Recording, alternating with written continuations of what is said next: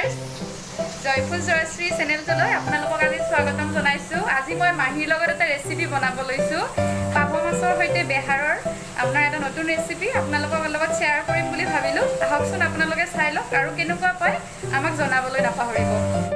এয়া প্ৰথমতে আমি কেৰাহীত তেল দি পেলাই তেলখিনি গৰম হ'বলৈ দিছোঁ। তাৰপিছত এনেকৈ মাছখিনি ফ্ৰাই কৰি লৈছোঁ। এয়া দেখিছেনে মাছ ফ্ৰাই আমাৰ হৈ গৈছে। আদা নহৰু আৰু পিঁয়াজখিনি এনেকৈ পেষ্ট কৰি লৈছোঁ আৰু ইয়াতে সৰিয়হ অলপমান মই পেষ্ট কৰি লৈছোঁ। এয়া প্ৰথমতে অলপ চেনি দিছোঁ, তাৰপিছত তেজপাত দি দিলোঁ, পাঁচফোৰণ অলপমান দি দিছোঁ, কেঁচা জ্বলা দি দিছোঁ এনেকৈ।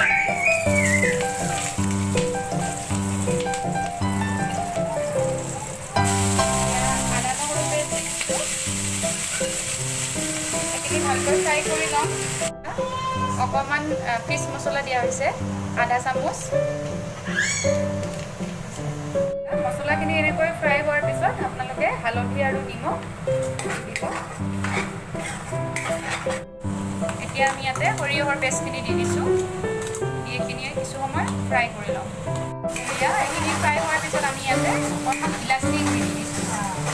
মছলাখিনি ফ্ৰাই হোৱাৰ পিছত আমি এতিয়া ইয়াতে পানী দি দিছোঁ। পানীখিনি দি আমি ভালকৈ উতল আহিবলৈ দিম। এয়া এইখিনি এনেকৈ উতল অহাৰ পিছত আমি ইয়াতে পাভ মাছখিনি দি দিছোঁ।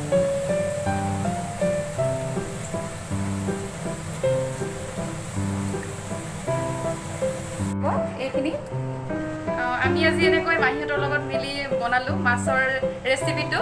আপোনালোকে বাৰু খাই চাওক আৰু আমালৈ মেছেজ কৰিব, কমেণ্ট কৰিব আপোনালোকে। আৰু যদি মোৰ ভিডিঅ'টো ভাল পায় লাইক কৰিব, শ্বেয়াৰ কৰিব আৰু ছাবস্ক্ৰাইব কৰিবলৈ নাপাহৰিব।